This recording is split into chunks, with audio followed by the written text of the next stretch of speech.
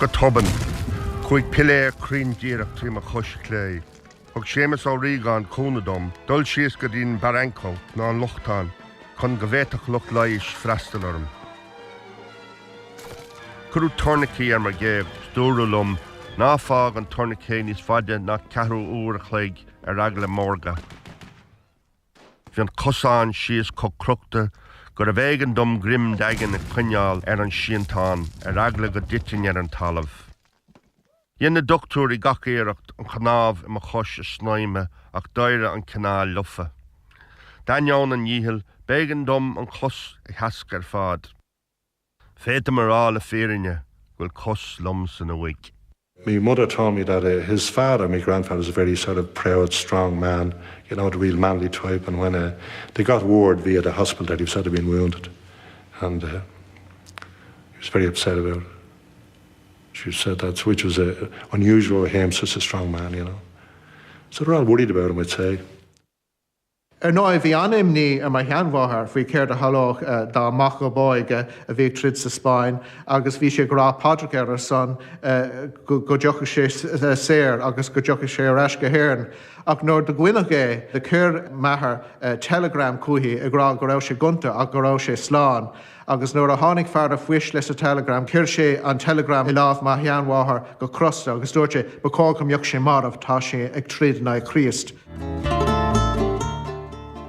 De réir céile chur mé aithne ar na banaltaí, Spáinne a bhórmhór, ach bhí Rúmánach, Americánach a Sasnach sa bharda. I measc na banaltaí Spáinneach de bhí Josephine I gceart lár ar síl. Is mBaile me ceapa go raibh sí ceanúil orm, go mór nuair a thug sí robíto orm, agus nach cleite de aon sean amadán le grúig rua air, ach anam pata ici orm a bhí an.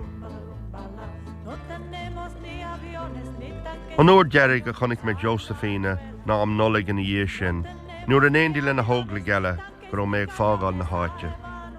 Ar an dréan I dró sé béir ar theoran na Franke, bhí sé meas buin do bhanaltaí a dan linne go raibh cór leis fós ag tastar luthab. Dólmid caffé le céile a mílan an stáisiún. Brief encounter a détá a thuairt air.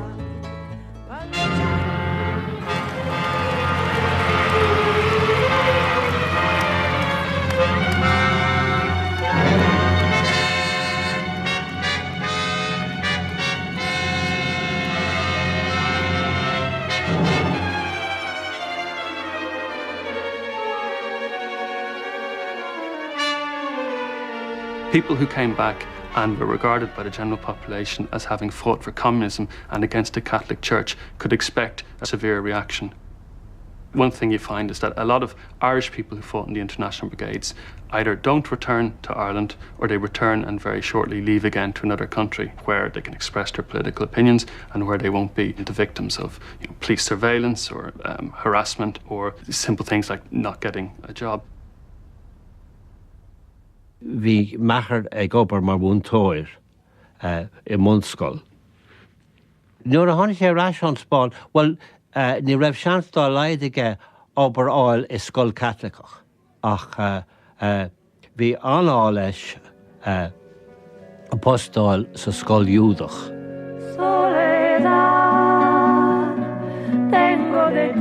When he came back from England, as he did in the 70s, we'd all, as Eugene is home, we'd all immediately up, down a few pints, the crack, the conversation, the dialogue and so on. He was very interesting, stimulating type of fella, you know.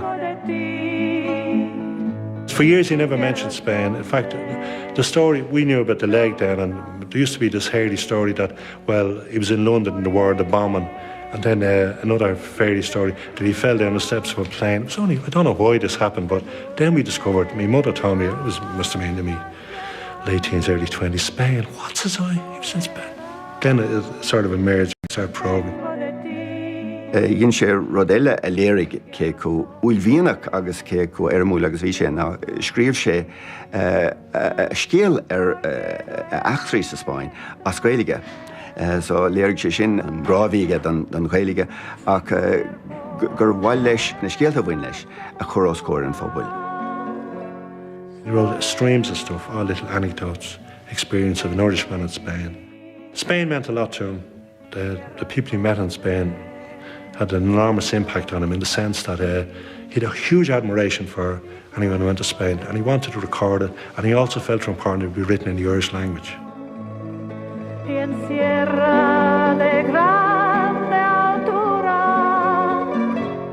In 1984, myself and an elder brother of mine went over to Barcelona.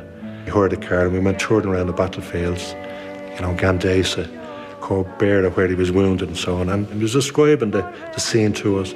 Now, he was obviously collecting, refreshing his mind for the book, because he was in the process of compiling the book at the time.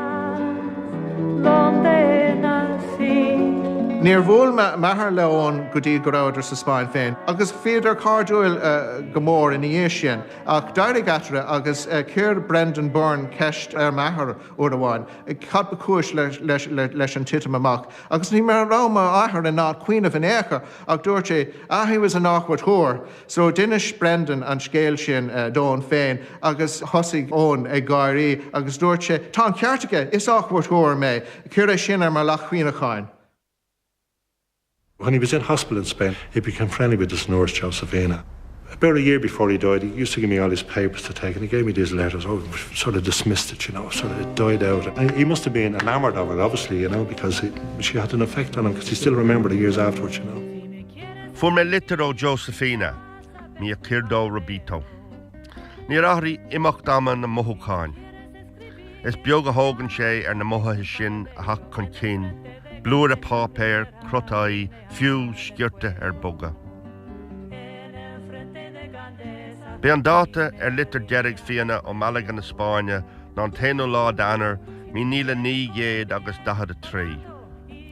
Stampáilethe an glúdach bhí censúra militar Barcelona.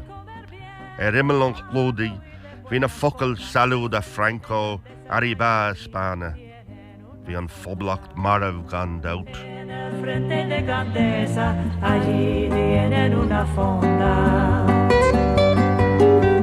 Agus ná duine deród go meid an craibh do glór tíre le feiscint níos dearnaí go fethe treis an naid agus ag lethúir treis an dóíag, raimid siargaí an naid go 8-7 le cold case. Que te dice pasa, pasa, que quieres para comer. Que te dice pasa, pasa, que quieres para comer.